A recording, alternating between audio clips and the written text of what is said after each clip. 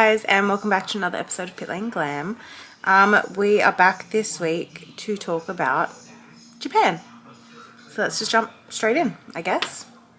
So as I briefly touched on last week at the end of the episode, we have had a driver swap effective the week of Japan.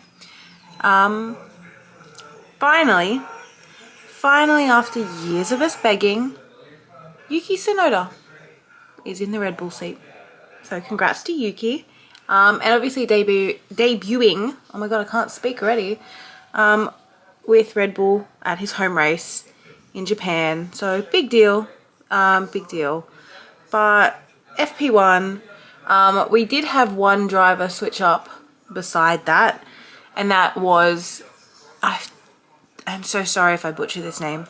I tried to figure out how to pronounce it because I've heard it pronounced different ways, and I was like, I don't want to pronounce it wrong, but I cannot find anything about the pronunciation of his name. So I'm going by what I know, or what I figured out. Ryo Hirakawa, who jumped in the Alpine instead of Jack Doohan to do FP1, also another home race. I also just learned, because obviously I looked into him, trying to figure out how not to butcher his name. Not to much success. I did learn that Ryo is older than me, and I wasn't expecting that. So that was cool. It's not just baby rookies anymore, or baby reserves, I don't know what you want to call it. It's all ages. Pretty boring run in FP1. Yuki did finish up in 6th in the Red Bull, right behind Verstappen in 5th, whereas Lawson was down in 13th behind Ryo Hirakawa in that Alpine doing his session, who finished in 12th.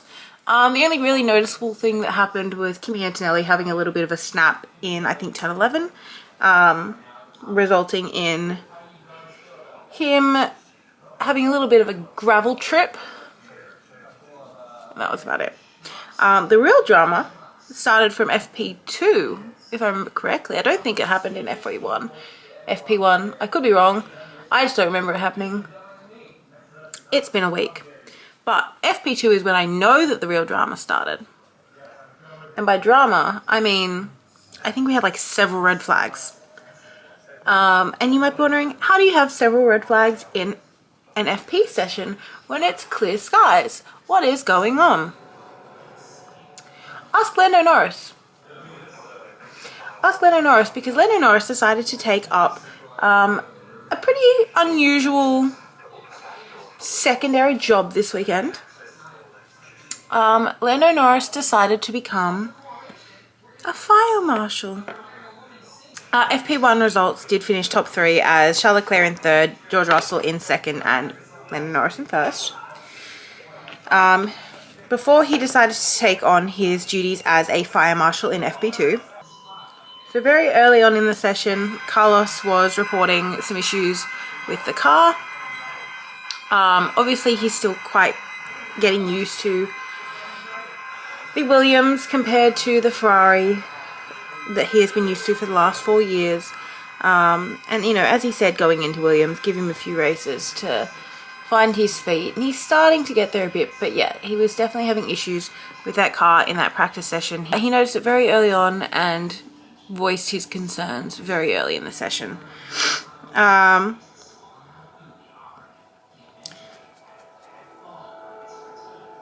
Unfortunately, Jack Doohan obviously didn't get to run FP1 because they had Ryo in the car, which everyone was a little bit like, why would you do that, considering Doohan's current track record with this season, and it being a track he hasn't really driven on before other than in the simulator, and he relied on that simulator data a little bit too much because he had a very, very high speed crash into turn 1, I think. Less than 10 minutes into the session, Jack Doohan did crash into turn 1 because hypothetically and I will give him that. When you run the simulation, hypothetically, you can keep your DRS on going into that corner. Hypothetically, to give you that bit more speed. But it's not really been done. And it's not really been done for a reason.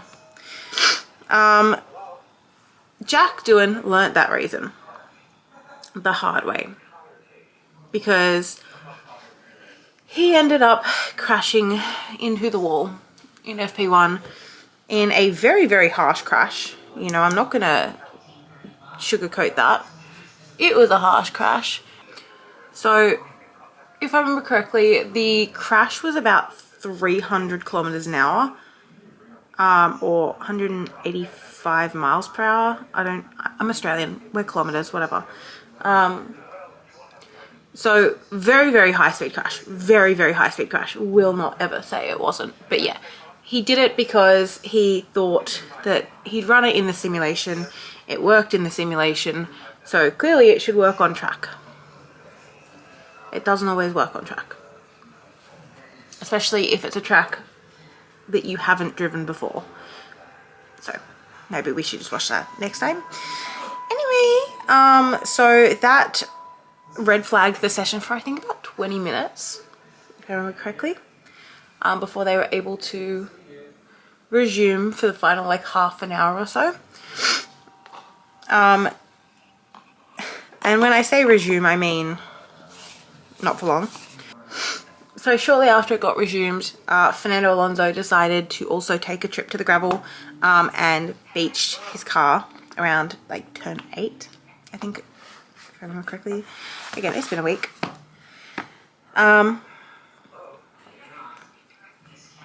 So that also caused some disruptions. He just kind of went wide. Ooh, which one do I want to use? I want to use that one. I'm gonna use the more subtle Barbie pink. And then they were able to get going again with about 20 minutes left. Again, they're just like chewing through time in this session because there's just so many issues. And then, yeah, they were able to get it going again. And then with I think about like 10 or so minutes left, Lando Norris decided to become a firefighter and say, hey, there is a grass fire beside the track that had to stop the session. So they could put it out, and I think they were able to go again with about like 7 minutes left to go. But because of the type of grass, it was burning fast. Like, little spark, big fire very fast. Other than that, there was nothing else that really happened other than the grass fires. Top 3, surprisingly enough, Isaac Hadjar in 3rd, Lando Norris in 2nd, and Oscar Piastri in 1st. And then we had FP3. Can you guess what happened in FP3? And if you say grass fires, you would be correct. Because apparently we didn't get that fixed. So Jack Doohan obviously had been checked over and was cleared and able to go out the next day.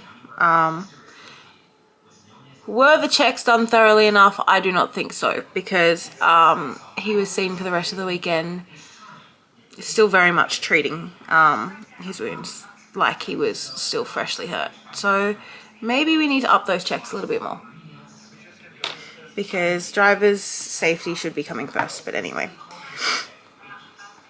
I'm not the one that's doing that.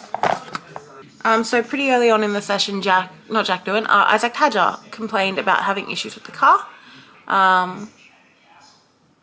unfortunately. But the session very quickly got red flagged because of another grass fire. So they had time to kind of look into it and sort it out, I guess. And then they were able to go back out, and then little bit of an off-track moment for Carlos Sainz. Not enough to cause any issues or flags, but yeah, enough to cause concern if he had damaged the Williams, like the underneath of it. Lando Norris also went a little bit wide off track, and also had some concerns about damaging the underfloor. So they pulled him back in to have a look at that. To have a little squeeze at that. And then, you know, you're never gonna guess. You're never gonna guess what happened. Another red flag. Because of another grass fire. Thank you. Thank you for coming to my TED Talk. It's all about grass fires here in Japan, apparently, this weekend. A little bit annoying, honestly. Like, we didn't get through a full session without, like, it being stopped because another grass fire had to be put out. And this does come after them, like, apparently after the first day, after the Friday, they clipped the grass or whatever. It didn't put a stop to it because it's been caused by dry grass and the sparks from the underplanks. So there was no stopping it, unfortunately. Only other thing that happened with that session was Max Verstappen and Oscar Piastri got noted for pit lane infringements, which kind of comes out of fault because it did happen the first day. Lewis Hamilton and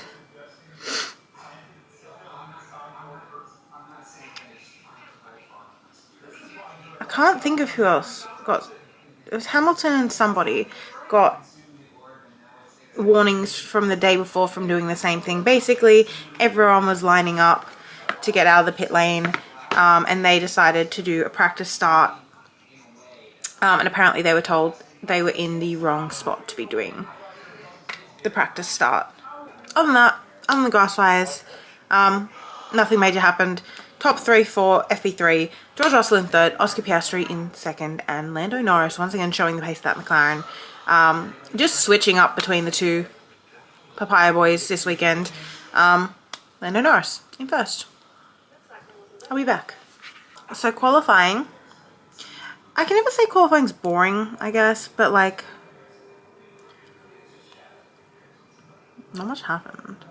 But there was one major thing that did happen through qualifying, and that is poor Isaac Hadjar having a bit of a seat malfunction.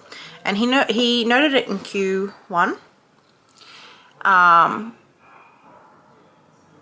And obviously they were like, oh, like, we'll bring him in, see if we can fix the issue, blah, blah, blah. And there was a lot of speculation about what the seat issue was. The commentators were like, oh, it could be something like the seat belts not being attached properly or like shit like that. Sorry. The seat belts not being actually like locked in, which they can't talk about over the radio because obviously he was being very like subtle about it. So yeah, he was very secretive over the radio as like what the issue was. They brought him in and everyone kind of hoped it would fix for him. Plot twist, it wasn't. Because the issue came out like, I think like the next day or something. And like, Jesus, that poor child. And I will say child because he's younger than me. And he's just a baby. He's a rookie. He's just a baby. Yeah, he had quite the malfunction with their seatbelt. He did make it out of Q1 though.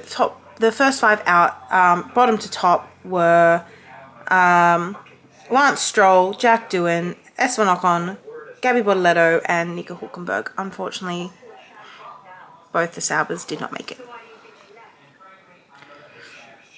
Boo. So obviously he came back out for Q2. Isaac is still saying, yeah, there's an issue. Like, and you could see it, like, when they panned him in the garage, you could see he was in pain from something. And everyone was like, what is going on? Ooh. Where do I want to place this? Oh, that's a cute idea.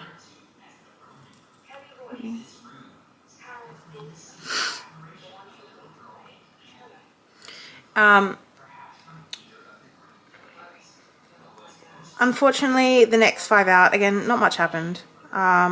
Next 5 out did see a Q2 exit from Yuki in his debut with Red Bull at his home race. But he made it to Q2. Who else made it to Q2, surprisingly, for the first time, really, this season? Liam Lawson. So, maybe the V-Carb is where he's supposed to be. But the next 5 out were Yuki Tsunoda, Liam Lawson, Fernando Alonso, Carlos Sainz, and Pierre Gasly. The order does end up changing after the session because Hamilton notes that Sainz impeded him. Sainz got hit with a 3-place grid penalty, if I remember correctly. So instead of starting P12 where he should have, he started P15, which should obviously move everyone above him up. Obviously, Hadjar, although having issues, made it to Q3. Well done.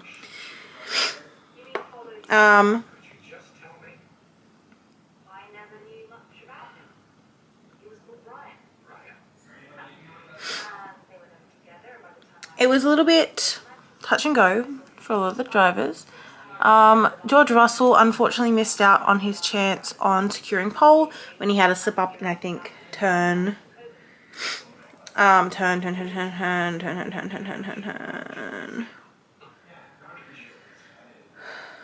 1. First corner. He had a bit of a slip up in the first corner. I think I want to put a light one in there. If I can fit it. If I can fit it. Or a white one, actually. Put a little white one in there. Get this out of her. And Lando looked to have it. Honestly, he set a flyer that no one was able to kind of touch. And then in the last seconds, which never count the man out, Max Verstappen took it. Max snatched pole from Lando by literally, I think it was about, it was just over 1/100th of a second. Like, looking at the margins for it was insane. And I mean, if the man is going to pull that, no one can be mad. Like, it's impressive. Oh my god, why is it not? There we go. No, maybe. So it was quite interesting because obviously Max has been complaining about that Red Bull, and even during the session was saying, you know, the balance of it is just terrible and he's really struggling with it. But he was able to pull up a good enough lap. So 10th to 1st, Ollie Behrman in a Haas, dude. What a rookie move. What a way to go.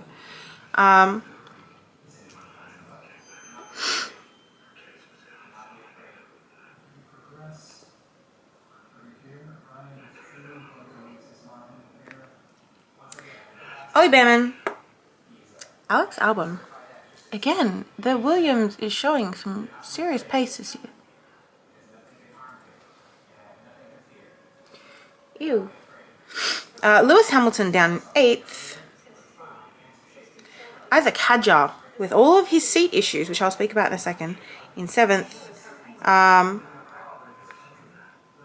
Kimi Antonelli in 5th. Antonelli in 6th. George Russell in 5th. Charles Leclerc in 4th. Oscar Piastri in 3rd. Lando Norris in 2nd. And our pole sitter for Japan, Max Verstappen. 1/100th. It is such a fine margin. Like, when you see the visualization of it, that much. The size of my gems, basically. You know? It's nothing. It's Nothing. But again, he's a 4-time world champion. He can pull it out of thin air. Now the issues Isaac Hadjar faced, which did come to light later, is that poor man's balls were being, I'm sorry to talk about this on the internet, but it's all over the internet anyway. His poor balls were being hydraulic pressed in that seatbelt. He was being crushed. And he still made it to Q3 and qualified P7. So like, I'm impressed. The Sainz and Hamilton incident was pure bad luck. Apparently the team hadn't noticed that Hamilton was coming up and hadn't actually warned Carlos that Hamilton was there, and yeah, he copped it on the chin. It is what it is. It was not a great weekend for Sainz because, let's talk about the race day. I keep losing the little pink gems every time I try to use them. So yeah, before the race had even started, Carlos Sainz got fined. What did Carlos Sainz get fined for, you may ask? Well, Carlos Sainz got fined, and the fine did get reduced, but it's still stupid he's being fined at all. He got fined because he was with the doctor for stomach issues. Apparently, he was in the bathroom. Mans was having some trouble. Mans was having a time. Mans was unwell. And the FIA said, I don't care. You were 5 seconds late to the national anthem. And I am filming this the Friday of Bahrain. So media day is done, and Carlos was part of media day, and he got asked about it, and he said, probably gonna get fined for this. Shit happens. He didn't get a fine for it, by the way. I'm filming this late enough that I can tell you that. I can tell you the outcome. He didn't get a fine for saying that. He did get a formal warning, though. They said, Carlos.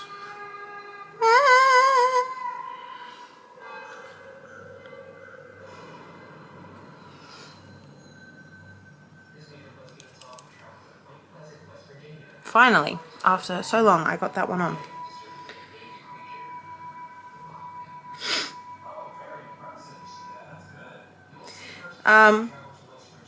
But yeah, everyone was a bit like, I think even Lewis Hamilton said something about it and was like, seriously, like, he got fined for being with the doctor for like stomach issues. Like, where is the money going is what they all want to know, because why do we keep fining these drivers absurd amounts for nothing? He was 5 seconds late to the thing, but had a reasonable excuse. Like, it's not that he was just dilly-dallying, as often expected. He was literally unwell.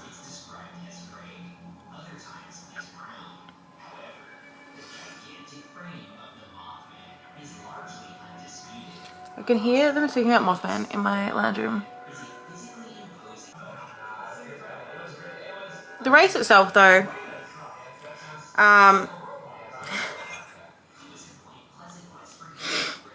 if you would guess, there was, I think, at least one grass fire.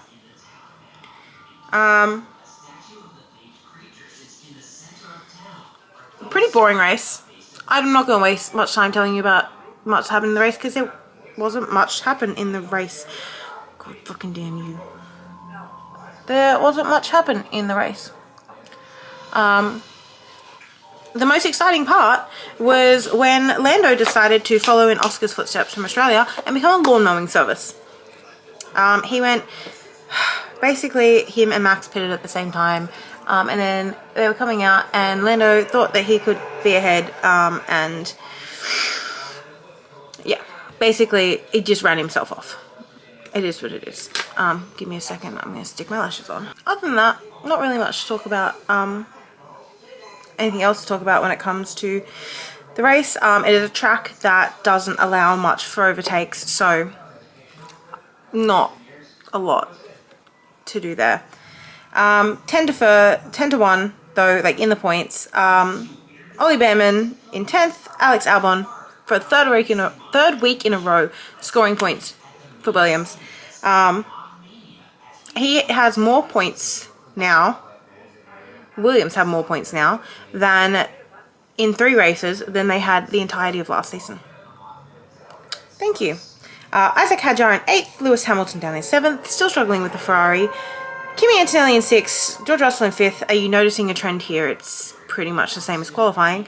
Charles Leclerc in 4th, Oscar Piastri in 3rd, Lando Norris in 2nd, and the winner of the Grand Prix, Max Verstappen, who was, he was happy to be back up there. And we didn't see Lando hating on himself because they actually had a laugh about the whole grass incident. Max was like, oh, I heard that Lando just heard that the grass needed mowing, so he decided to do it. And he goes, yeah, I didn't even know Max was there. I just decided to mow the grass. You wouldn't have seen that last year, so I'm impressed with that. Fastest lap, Kimi Antonelli with a 130.9. And driver of the day, well deserved at his home race, Yuki Tsunoda.